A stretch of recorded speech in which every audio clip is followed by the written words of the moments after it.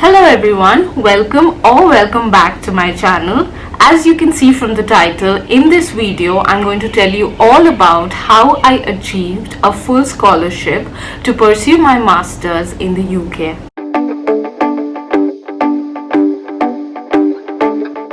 So let me first tell you all, every UK university offers their own scholarship. Some may offer just one, some may offer multiple scholarships. So you will always have one or the other option to apply for. The scholarship that I had applied for was directly through my university. Now I'll tell you all about that, but before that let me just mention briefly that there are also UK government scholarships that you can apply for. They are extremely prestigious but definitely very competitive. I just wanted to let you know that there is that option available as well.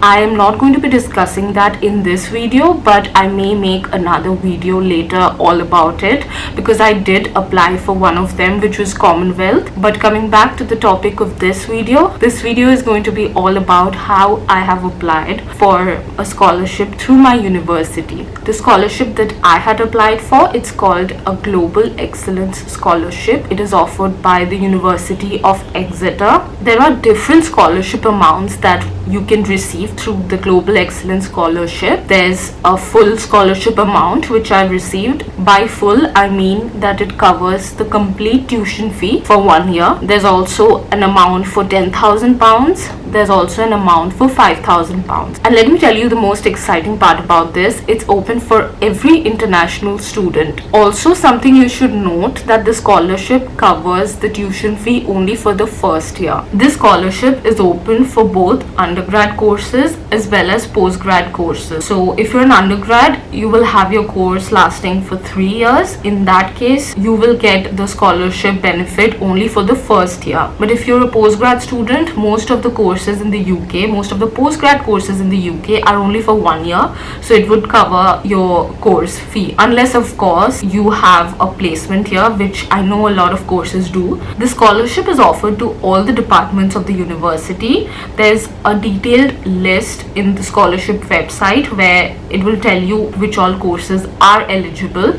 So you can definitely go through that. I will put a link in the description box. However, there are certain courses that are not eligible for this scholarship. You can also check them out in the official website. Okay, let's talk about the eligibility criteria.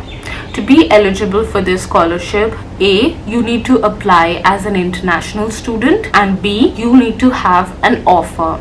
Your offer can be both conditional or unconditional. So if you fulfill both of these conditions, you can totally apply for the scholarship. So how you're going to apply for the scholarship is that you're going to fill an online form, and the link to this online form will be available in the official web page of the scholarship. In the form, you will notice that you'll have to fill in a couple of personal details such as your full name, your email address, your nationality and things like that.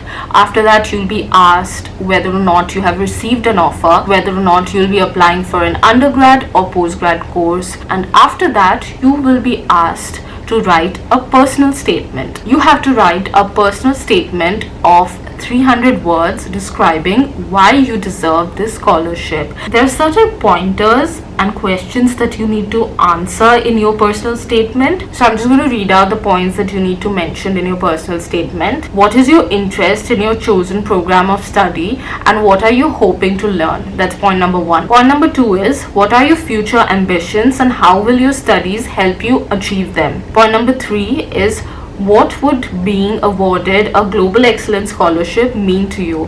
What difference would it make? And point number 4 is, as a Global Excellence Scholar, how might you act as an ambassador for the university? So these are the 4 questions that you're expected to answer in your personal statement. When you're writing your personal statement, make sure to be realistic.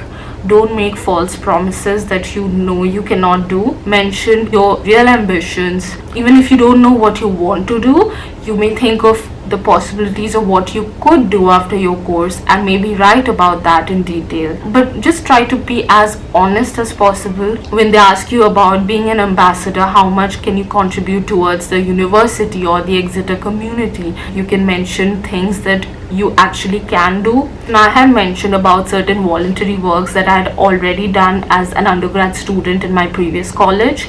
So I know that this is something something that I like doing and something that I can do even at Exeter. So I'd mention that. So you can also include points from your previous experiences because you have done them. You have the experience. So you can mention something like that. It might be of help. When they ask you about how much of a difference a scholarship would make, tell them all about it, how much it would help you financially. So you can mention everything, but here comes the difficult part of it. You need to mention everything in short, because as I mentioned, you have to write it all in 300 words only. Be strict with the word limit. Don't exceed 300 words. Now the system at the University of Exeter is that the scholarship has 2 rounds. You can apply for the first round, and for whatever reason, if you happen to be unsuccessful, your application will be again considered for the second round. So you don't have to apply twice. You'll apply once during the first round, and then you will be automatically considered for the second round if you don't manage to get the scholarship in the first round. What I really liked about the scholarship is that you have 2 chances to receive it. If you have received an offer from the University of Exeter, and if you're an international student, I totally recommend that you apply for the scholarship, because first of all, it's definitely very prestigious, and second, it would be of a huge help. It would be life-changing. It does make an impact for an international student. Now let's discuss about the selection criteria. How are you going to be selected? Now there are mainly 2 criteria that the panel is going to check, and this is clearly mentioned in their scholarship website, so you can totally check that out. So you are expected to have received a good academic score in your previous educational institution. And the second criteria for selection is the personal statement. Talking about the timeline of the application, there's a very detailed timeline mentioned in the scholarship web page. You can totally go through it.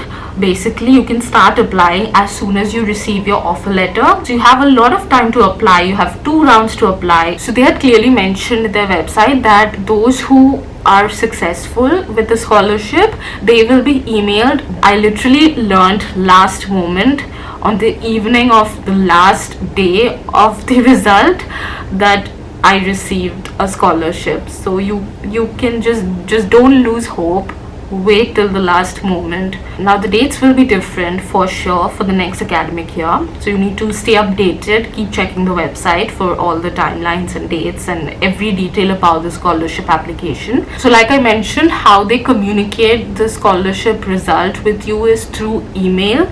So they'll be sending you an email that would confirm that they are willing to offer you a scholarship of a specific amount, which they're going to mention, whether it's full, whether it's 10,000, whether it's 5,000. They'll mention that in the email. But the scholarship process doesn't end there. So you need to send a reply email to them confirming that you are willing to accept the scholarship. So this was all about University of Exeter, and similar to this, every university has its own scholarship procedure, which you'll get to know all about in their web pages. So guys, that was it for the video. I hope I was able to cover everything that you wanted to know about scholarships or the scholarship at Exeter. I really hope that you found this video helpful. If there's anything more that you'd like to know, make sure to comment that down below, and I'll definitely reply to your comment and try to help you with all the information that is available to me. So thank you so much for watching, and I will see you guys again very soon. Goodbye.